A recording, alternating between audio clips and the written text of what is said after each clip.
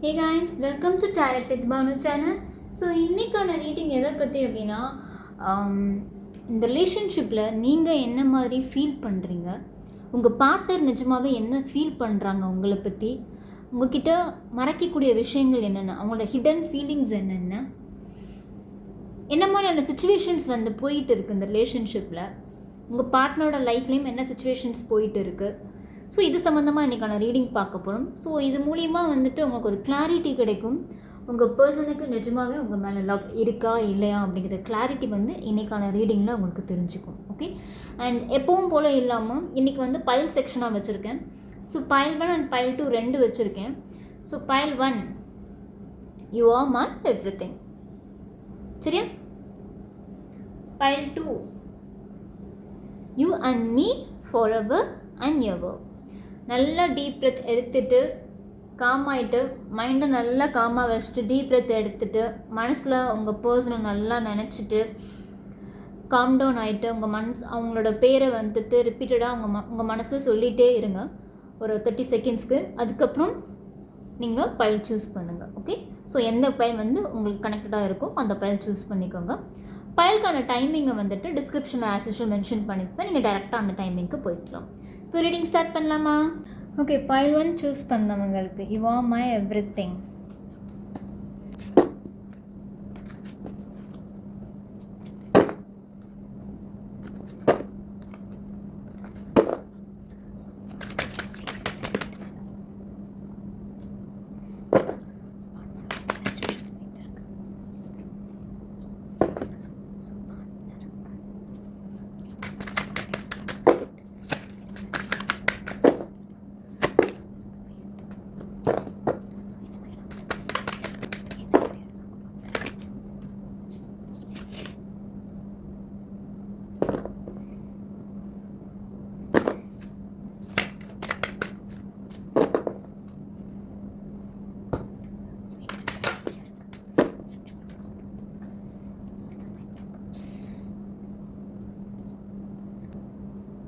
File 1 choose பண்ணவங்க உங்கள் partner உங்களுக்கு ரொம்ப மிஸ் பண்ணுறாங்க.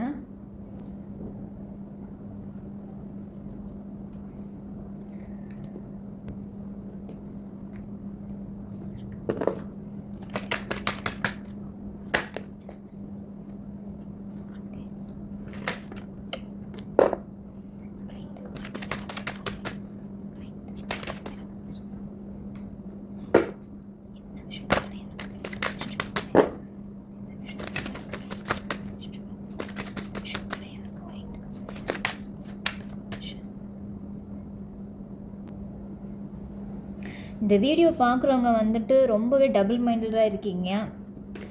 ஏன்?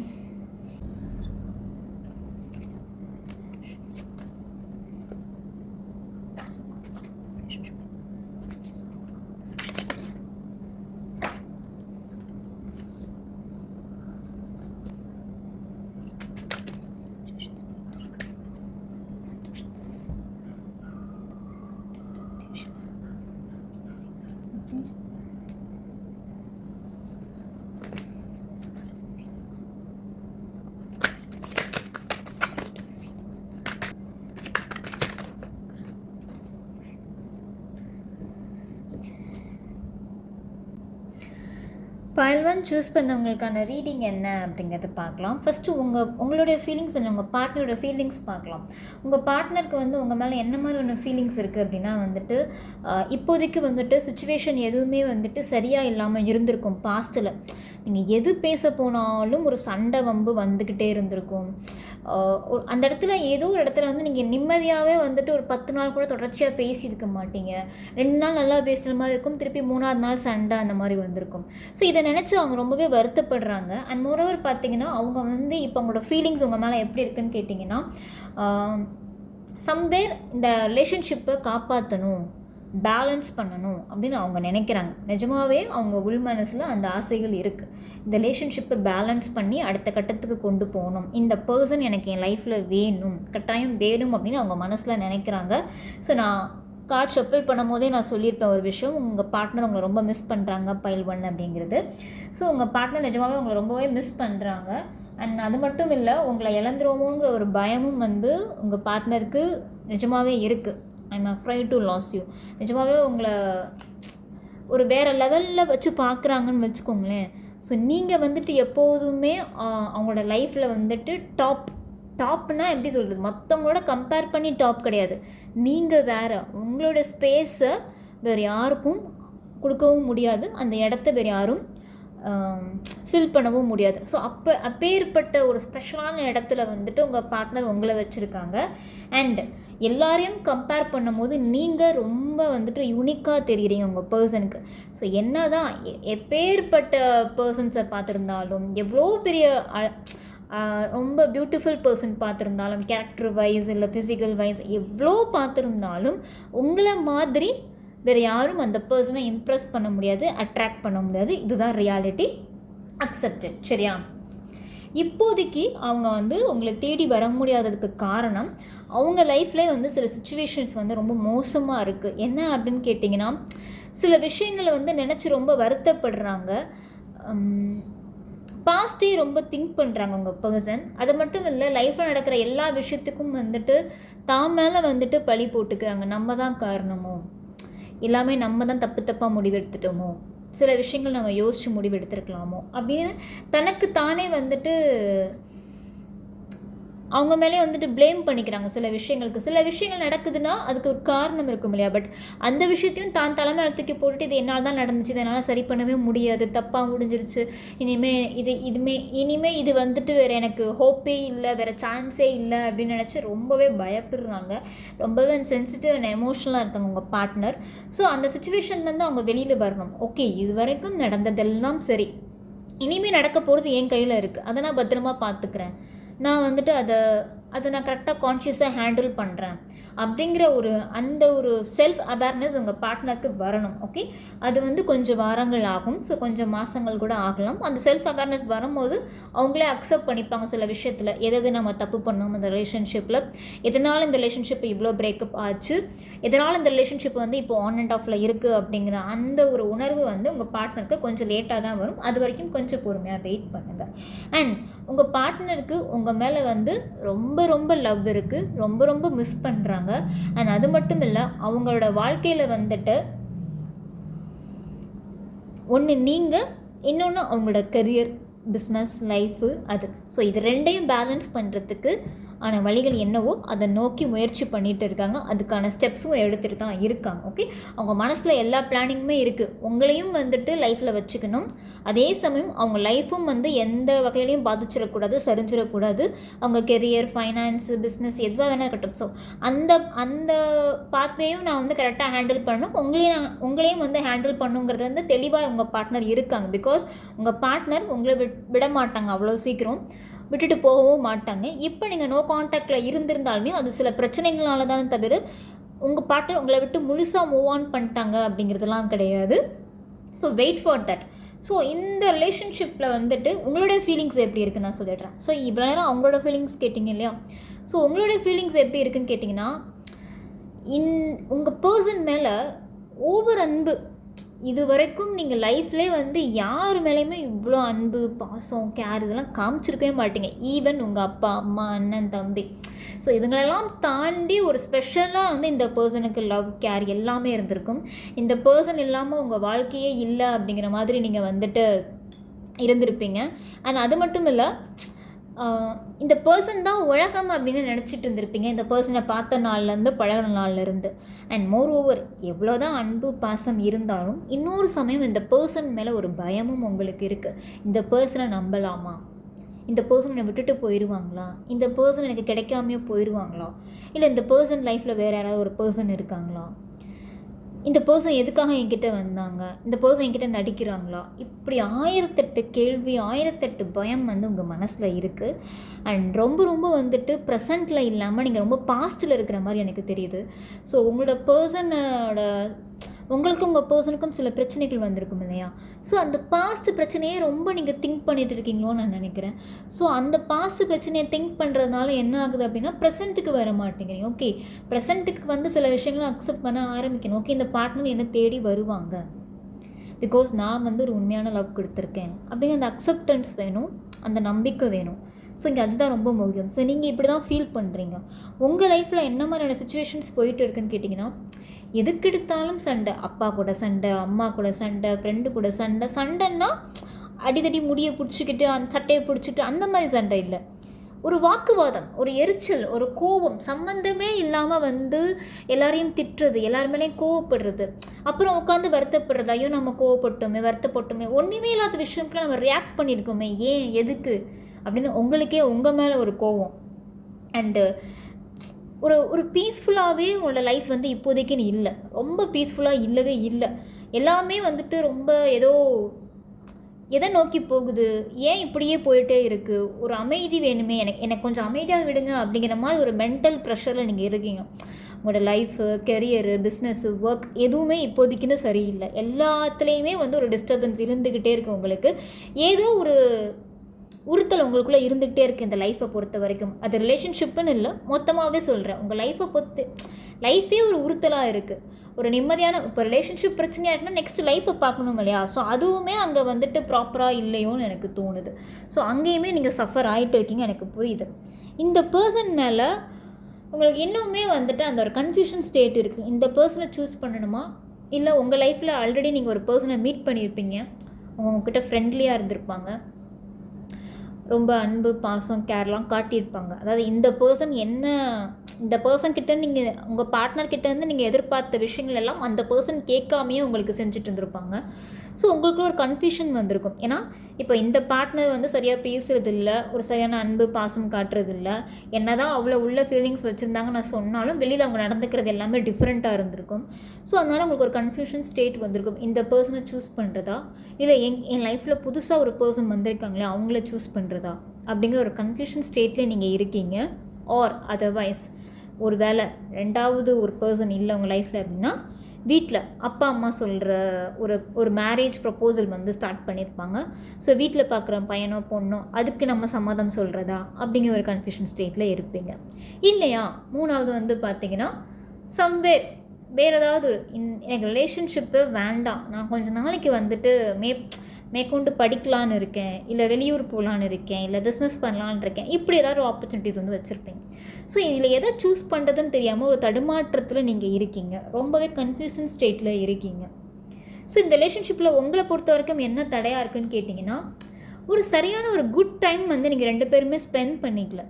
அந்த குட் டைம் ஸ்பெண்ட் பண்ணியிருந்தீங்க அப்படின்னா ஒருத்தருக்கு ஒருத்தர் புரிஞ்சிருப்பீங்க, ஒருத்தருக்கு ஒருத்தரோட ஃபீலிங்ஸ் நீங்கள் பரிமாறி இருப்பீங்க. ஆனால் ஸ்பெண்ட் பண்ணுற டைம் பூராவே சண்டை, வம்பு, பிரச்சனை இப்படியே போயிட்டு இருந்திருக்கும். ஸோ அதனால் அந்த சில விஷயங்கள் தடையாக இருந்திருக்கும். அண்ட் இன்னொரு விஷயம் என்னென்னா உங்களுடைய பார்ட்னர் கொஞ்சம் பொறுப்பு இல்லாமல் இருப்பாங்க. அவங்க லைஃப்பை பற்றி மட்டுமே சிந்திச்சுக்கிட்டு, அவங்களுக்கு தேவையானது மட்டும் நினச்சிக்கிட்டு, அவங்க தேவைன்னா பேசுகிறது. இப்போ நீங்கள் தேவைன்னா காண்டாக்ட் பண்ண முடியாது அந்த பர்சனாக காண்டாக்ட் பண்ணால் அப்போ நம்ம பேசிக்கலாம் அப்படிங்கிற ஒரு மனநிலைமையில் அவங்களோட பார்ட்னர் உங்களை வச்சுருப்பாங்க. ஸோ இதனாலேயே உங்களுக்குள்ளே ஒரு கொஷின் மார்க் வந்திருக்கும். ஸோ ஒரு மியூச்சுவலாக இல்லையே, ஒன் சைடாக போயிட்டே இருக்கிற மாதிரி இருக்கே, நம்மளே எஃபோர்ட் போட்டுகிட்டே இருக்கிற மாதிரி இருக்கே, நம்மளே எல்லாமே பார்த்து பண்ணுற மாதிரி இருக்கே, ஸோ இப்படியே வாழ்க்கை பூரா போயிடுமா, ஸோ கல்யாணத்துக்கு அப்புறமும் இந்த பர்சன்கிட்ட நம்ம கெஞ்ச வேண்டிய நிலைமை வருமா, இப்படியே தான் இருக்குமா, இந்த பர்சன் என்கிட்ட அன்பை காட்ட மாட்டாங்களா, லவ் காட்ட மாட்டாங்களா, ஸோ இப்படி ஒரு கன்ஃபியூஷன் ஸ்டேட்லேயுமே நீங்கள் இருக்கீங்க. ஸோ இந்த விஷயங்கள் எல்லாமே தடையாக இருக்குது உங்கள் ரிலேஷன்ஷிப் நெக்ஸ்ட் ஸ்டேஜுக்கு போகிறதுக்கு. சரி, okay, outcome of this relationship என்ன, அந்த ரிலேஷன்ஷிப் ஃப்யூச்சரில் எப்படி தான் இருக்கும், என்ன தான் அவுட்கம்னு கேட்டிங்கன்னா, பயம். கண்டிப்பாக பயத்தை நீங்கள் போக்கணும். பயம் நிறையா இருக்குது இந்த ரிலேஷன்ஷிப்பில், உங்களுக்குமே சரி உங்கள் பார்ட்னருக்குமே சரி. அண்ட் சில விஷயங்கள் நம்ம மன்னிக்க கற்றுக்கணும். சில விஷயங்கள் ஓகே இது நடந்து போச்சு, அக்செப்ட், இனிமேல் இது நடக்காமல் நம்ம பார்த்துப்போம், இனிமேல் இதை நம்ம பத்திரமா பார்த்துப்போம் அப்படிங்கிற மென்டாலிட்டி வேணும். அண்ட் உங்கள் பார்ட்னருமே சில விஷயங்களை நினச்சி வருத்தப்படுறாங்க, ரெக்ரெட் பண்ணுறாங்க, சில விஷயங்களை நினச்சி நம்ம இப்படிலாம் ட்ரீட் பண்ணியிருக்கலாமே, ஏன்னா உங்களை ஒரு டாப் ஆஃப் த லெவலில் வச்சுருக்காங்கங்கிறது அவங்களுக்குள்ளே மட்டும்தான் தெரியும். வெளியிலேருந்து பார்க்குற உங்களுக்கு ஏதோ மிஸ்ட்ரீட் பண்ணுற மாதிரி தெரிஞ்சிருக்கும். பட் ஆனால் அவங்க அவங்க லைஃப்பில் உங்களை வச்சுருக்கிற இடமே வேறு, அதுதான் உண்மை. ஆனால் அதை அவங்க எக்ஸ்ப்ரெஸ் பண்ணதில்லை, காமிச்சிக்கிட்டதில்லை. இதை நினச்சி ரொம்ப வருத்தப்படுறாங்க. ஏன்னா உண்மையாக இல்லை, மனசில் என்ன இருக்குங்கிறத உண்மையாக அவங்கக்கிட்ட வெளிப்படுத்தாதனால வந்த பிரச்சனைகள் தான் இவ்வளவுமே. ஓகே. ஸோ இந்த பர்சன் வந்து கூடிய சீக்கிரமே வந்துட்டு ரெக்ரெட் பண்ணி அவங்க லைஃப்பில் ரெண்டையுமே பேலன்ஸாக வச்சுக்கிறதுக்கான ட்ரை பண்ணுறாங்க. ஸோ இப்போதைக்குன்னு வந்து நீங்கள் போய் அடுத்து உடனே கால் மெசேஜ் பண்ணி தொந்தரவு பண்ணாமல் கொஞ்ச நாளைக்கு இந்த ரிலேஷன்ஷிப்பை கொஞ்சம் அமைதியாக விடுங்க. நீங்கள் கொஞ்சம் காம் டவுன் ஆகுங்க. ஸோ எண்ட் ஆஃப் த டே வந்து டெசிஷன் வந்து உங்களோடது தான். நீங்கள் யாரை சூஸ் பண்ணணுமோ பண்ணிக்கலாம். நான் அதை வந்து இவங்கள தான் சூஸ் பண்ணணும் இல்லை அந்த நியூ பர்சனாக சூஸ் பண்ணணும் நான் சொல்ல மாட்டேன். ஏன்னா ஒரு பர்சனோட டெசிஷன் எப்போதுமே அவங்க லைஃப்பில் அவங்க எடுத்ததாக மட்டும்தான் இருக்கணும். இது எப்போதுமே நான் சொல்கிறது தான் எல்லாருக்குமே. ஸோ டெசிஷன் அப்படிங்கிறது நீங்கள் எடுங்க, அப்போ தான் வந்துட்டு நல்லது. அண்ட் சில பேருக்கு வந்து ஏஜ் டிஃப்ரென்ஸ் இருக்குது, நல்லா தெரியுது. ஸோ அந்த ஏஜ் டிஃப்ரென்ஸுமே சில இடத்துல வந்து காரணங்களாக இருக்குது. ஸோ இந்த பர்சன் வந்துட்டு நம்ம லைஃப்பில் சூஸ் பண்ணலாமா, ஏஜ் டிஃப்ரென்ஸ் இருக்கே அப்படின்னு யோசிக்கிறீங்க. இன்னும் சில பேர் வந்துட்டு ஆல்ரெடி டிவோர்ஸ்டாக இருப்பீங்க. அந்த பர்சன் ஆல்ரெடி டிவோர்ஸிங் ஸ்டேஜில் இருக்கலாம். ஸோ இந்த பர்சன் விட்டுட்டு வருவாங்களா வரமாட்டாங்களா, இப்படி நிறைய பயம் வந்து உங்களுக்கு இருக்கும். ஸோ இன்டெப்த்தாக ரீடிங் எடுக்கணும் அப்படின்னா டிஸ்பிளேல என் கான்டாக்ட் நம்பர் இருக்குது, பர்சனல் ரீடிங் எடுத்து பாருங்கள், ஒரு கிளாரிட்டிஸ் கிடைக்கும். சரியா? ஸோ இன்றைக்கான ஜென்ரல் ரீடிங் இது தான். ஸோ ஹோப் உங்களுக்கு இந்த ரீடிங் பிடிச்சிருக்குன்னு நான் நம்புகிறேன். உங்கள் பார்ட்னர் உங்களை தேடி வருவாங்க, பட் இட் டேக்ஸ் டைம். கொஞ்சம் அமைதியாக இருங்க, பொறுமையாக இருங்க. அண்ட் உங்கள் பார்ட்னரோட லைஃப்பில் வேறு யாரும்லாம் கிடையாது. உங்கள் பார்ட்னர் வந்துட்டு உங்கள் அளவுக்கு கூட டபுள் மைண்டடாக அவங்க பார்ட்னர் இல்லை. உங்கள் பார்ட்னர் வந்து தெளிவாக நீங்கள் தான் அப்படிங்கிறது மனசில் வச்சுருக்காங்க. அதே சமயம் அவங்க லைஃப்பை கொஞ்சம் கான்சன்ட்ரேட் பண்ணுறாங்க. பண்ணட்டும், அது வரைக்கும் வெயிட் பண்ணுங்கள். ஓகே. ஹோப் இந்த ரீடிங் உங்களுக்கு ரொம்ப பிடிச்சிருக்குன்னு நான் நம்புகிறேன். இந்த ரீடிங் சம்மந்தமாக என்ன டவுட்ஸ்னாலும் கேளுங்க, கமெண்ட்ஸ்னால் நான் கிளாரிஃபை பண்ணுறேன். வேறு ஏதாவது டாப்பிக்கில் ரீடிங் வேணும் அப்படின்னா கண்டிப்பாக கமெண்ட் செக்ஷனில் மென்ஷன் பண்ணுங்கள். நெக்ஸ்ட் வீடியோஸில் நான் போஸ்ட் பண்ண ட்ரை பண்ணுறேன். சரியா? டாடா பாய். நான் அடுத்த ரீடிங்கில் சந்திக்கிறேன். ஓகே, பைல் 2 சூஸ் பண்ணவங்களுக்கான reading you and me forever. அவங்களுக்கான ரீடிங் பார்க்கலாமா?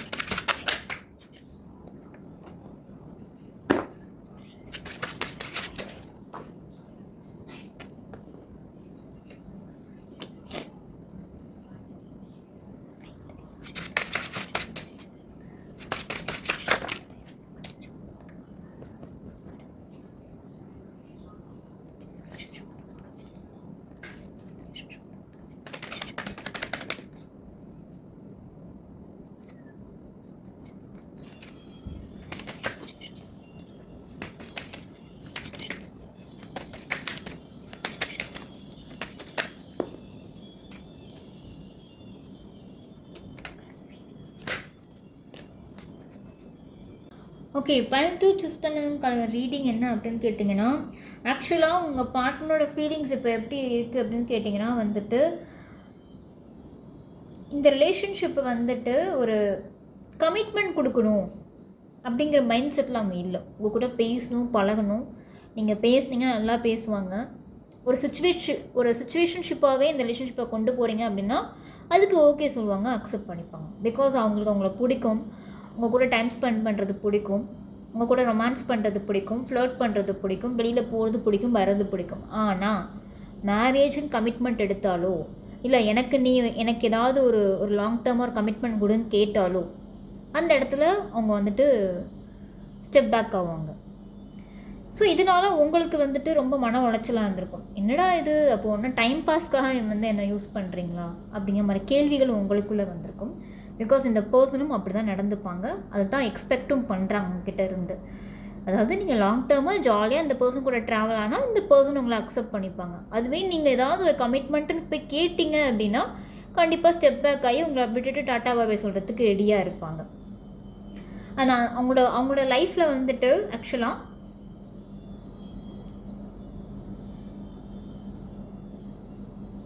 லவ் அப்படிங்கிறத தாண்டி இவங்க லைஃப்பில் நிஜமாகவே நிறைய நல்ல விஷயங்கள் இருக்குது உங்கள் பார்ட்னரோட லைஃப்பில். பட் ஆனால் அதை அக்செப்ட் பண்ணிக்கிற மைண்ட் செட் அவங்களுக்கு இல்லை. ஒரு ட்ரூ லவ் அவங்க முன்னாடி இருக்குது, ஆனால் அதை ஏன் அக்செப்ட் பண்ணிக்கிற மறுக்கிறாங்கன்னு எனக்கு ஒன்றும் புரியல. பிகாஸ் உங்களை தான் நான் சொல்கிறேன் ஆக்சுவலாக சொல்லப்போனால். பிகாஸ் நீங்கள் ஒரு ட்ரூ லவ் காட்டியிருப்பீங்க, ஒரு ட்ரூ லவ் இருந்திருக்கும். ஆனால் அந்த ஒரு ட்ரூ லவ்வை ஒழுங்காக நடத்துறதுக்கும் ஒழுங்காக வேல்யூ பண்ணுறதுக்கும் அவ்வளோ கஷ்டமாக இருக்கும் உங்கள் பார்ட்னருக்கு. அண்ட் மோர் ஓவர் உங்களோட ஃபீலிங்ஸ் இப்போ எப்படி இருக்குன்னு பார்த்தீங்கன்னா, நீயா வந்து பேசுனா பேசு, நான் அது வரைக்கும் வெயிட் பண்ணிட்டு தான் இருப்பேன் அப்படிங்கிற மாதிரி நீங்கள் இருக்கீங்க. ஸோ நீங்களாக போய் பேசணும் அப்படிங்கிற எந்த மைண்ட் செட்லேயுமே நீங்கள் இல்லை. ஸோ அவங்களோட மெசேஜஸ் அண்ட் கால்க்காக நீங்கள் வெயிட் பண்ணிகிட்ருக்கீங்க. நீ ஸ்டெப் எடு, நீ என்ன தான் இந்த ரிலேஷன்ஷிப்புக்காக நீ என்ன ஸ்டெப் எடுக்கிற நானும் பார்க்குறேன், நீ என்ன தான் வந்துட்டு இந்த ரிலேஷன்ஷிப்புக்காக என்ன எஃபோர்ட் போடுற அப்படிங்கிறத நான் பார்க்குறேன் அப்படிங்கிற மாதிரி நீங்கள் ஒரு வெயிட்டிங் ஜோன்லேயே உங்கள் பார்ட்னரை வச்சுருப்பீங்க. நீங்களாக போய் எதுவுமே வந்துட்டு கமிட் பண்ண மாட்டீங்க, எதுவுமே கேட்கவும் மாட்டீங்க, ரொம்ப சைலண்ட்டாக அமைதியாக இருப்பீங்க. ஓகே, ஸோ உங்களுக்குள்ளே வந்து ஒரு சைலன்ஸ் போயிட்டு இருக்குன்னு நான் நினைக்கிறேன். அண்ட் மோர் ஓவர் பார்த்தீங்கன்னா உங்களோட லைஃப்பில் வந்து சில பிரச்சனைகள் போயிட்டுருக்கு எல்லாத்துலேயுமே. எல்லாமே மேபி வந்துட்டு நீங்கள் ஆல்ரெடி மேரிட் பர்சனாக இருக்கலாம், உங்கள் பார்ட்னர் வந்து தேர்ட் பார்ட்டியாக கூட இருக்கலாம். சில இடங்களில் வந்து பார்த்திங்கன்னா நீங்கள் ஆல்ரெடி ஒரு பர்சனோட ஒரு லைஃப்பில் இருப்பீங்க பார்த்தீங்களா, அவங்க கூட ஒரு சரியான ஒரு பேச்சுவார்த்தை இல்லாமல் சண்டை பிரச்சனை இப்படியே போயிட்டே இருக்கும். இல்லை மேரிட் ஆகாமல் வெறும் ரிலேஷன்ஷிப்பில் மட்டும் இருக்கீங்க, சிங்கிள் பர்சனாக இருந்து, அதாவது மேரிட்லாம் இது வரைக்குமே ஆகலை அப்படின்னா கூட உங்கள் வீட்டில் உங்கள் பேரண்ட்ஸ் கூட உங்களுக்கு பிரச்சனை அதிகமாக இருந்திருக்கும். ஸோ எல்லாத்துக்கும் சண்டை வம்பு பிரச்சனை இப்படியே போயிட்டே இருக்கும். ஒரு பீஸ்ஃபுல்லாக ஒரு நிம்மதியான லைஃப் வந்து இப்போதைக்கு உங்களுக்கு இல்லை. அண்ட் மோர் ஓவர் பார்த்திங்கன்னா இன்றைக்கி இந்த ரீடிங் பார்த்துட்ருக்கோம் உங்களை சொல்கிறேன், உங்களுக்கு வந்துட்டு மணி இஷ்யூஸ் நிறையாவே இருக்குது. கண்டிப்பாக மணி இஷ்யூஸ் நிறையாவே இருக்குது. ஸோ பணம் அப்படிங்கிறது ரொம்ப ரொம்ப ஒரு பிரச்சனையாகவும் இருக்குது, தடையாகவும் இருக்குது உங்களுக்கு வந்துட்டு உங்களோட ரிலேஷன்ஷிப்பில் வந்து அடுத்த கட்டத்துக்கு போகிறதுக்கு. பிகாஸ் நீங்கள் நிறைய கடனில் மாட்டியிருப்பீங்க, பல இடத்துல வந்து உங்கள் பார்ட்னருக்கு நீங்கள் தான் உதவி பண்ணியிருப்பீங்க பண விஷயத்தில். ஸோ அந்த பணமெல்லாம் லாக் ஆகிருக்கும். ஸோ நீங்கள் நினைப்பீங்க இப்படியே பணமும் நிறையா கொடுத்துட்டோம், சரியான அன்பும் கொடுத்துட்டோம், பட் ஆனால் நம்மளை வந்துட்டு ஒரு இடத்துல மதித்து நம்மளை வேல்யூ பண்ணலையே, அப்போ டைம் பாஸ் தானா, அப்போ ஒரு பணத்துக்காகவும் ஒரு டைம் பாஸ்க்காகவும் தான் என்னை யூஸ் பண்ணிட்டாங்களா அப்படிங்கிற மாதிரி நீங்கள் நினைக்கிறது எனக்கு புரியுது. பட் இங்கே வந்துட்டு என்ன அப்படின்னு கேட்டிங்கன்னா, உங்கள் பார்ட்னர்கிட்ட இருந்து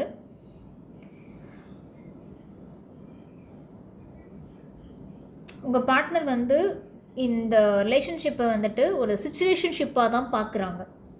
உங்கள் மேலே அன்பு லவ் இல்லாமலாம் இல்லை, இருக்குது லவ், ஆனால் அந்த லவ்க்கு ஒரு நேமிங் வேணும் இல்லையா.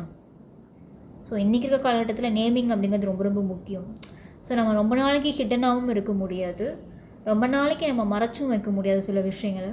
ஸோ நீங்கள் ஒன்று எதிர்பார்ப்பீங்க, ஓகே இத்தனை நாள் நம்ம லவ் பண்ணியாச்சு, இத்தனை நாள் நம்ம ரிலேஷன்ஷிப்பில் இருந்தாச்சு, ஸோ அடுத்த கட்ட நடவடிக்கை என்ன, ஓகே நான் என்னோடய லைஃப் ஒன்று இருக்குன்னா நான் அதை டிவோர்ஸ் பண்ணிட்டு வரதுக்கு ரெடியாக இருக்கேன், நீ என்ன அக்செப்ட் பண்ணிப்பியா. இப்படி ஒரு ப்ராப்ளமும் போகலாம் சில பேருக்கு நான் வீட்டில் இருந்து சண்டை போட்டுட்டு அப்பா அம்மா விட்டுட்டு வர தயாராக இருக்கேன், ஆனால் நீ என்னை அக்செப்ட் பண்ணிவிட்டு காலம்புறம் லாங் டர்மாக கொண்டு போவியா, உன்னை நம்பி நான் வெளியில் வரலாமா, இப்படிலாம் சில பேருக்கு ப்ராப்ளம்ஸ் இருக்கும். ஸோ இந்த மாதிரி ப்ராப்ளம்ஸ்லாம் உங்கள் லைஃப்பில் போயிட்டு இருக்குது. ஸோ ஆல்ரெடி நீங்கள் வந்துட்டு ஒரு பிரச்சனையில் இருக்கீங்க, அதை கோத்ரூ பண்ணி வரத்துக்கே உங்களுக்கு அவ்வளோ மென்டல் ப்ரெஷராக இருக்குது, ஸ்ட்ரெஸ்ஸாக இருக்குது. இது பத்தாக்குறைக்குன்னு உங்கள் பார்ட்னர் வேறு வந்துட்டு விளையாட்டுத்தனமாக இருக்கிறது, டைம் பாஸ் பண்ணுறது, ஒரு பொறுப்பு இல்லாமல் இருக்கிறது.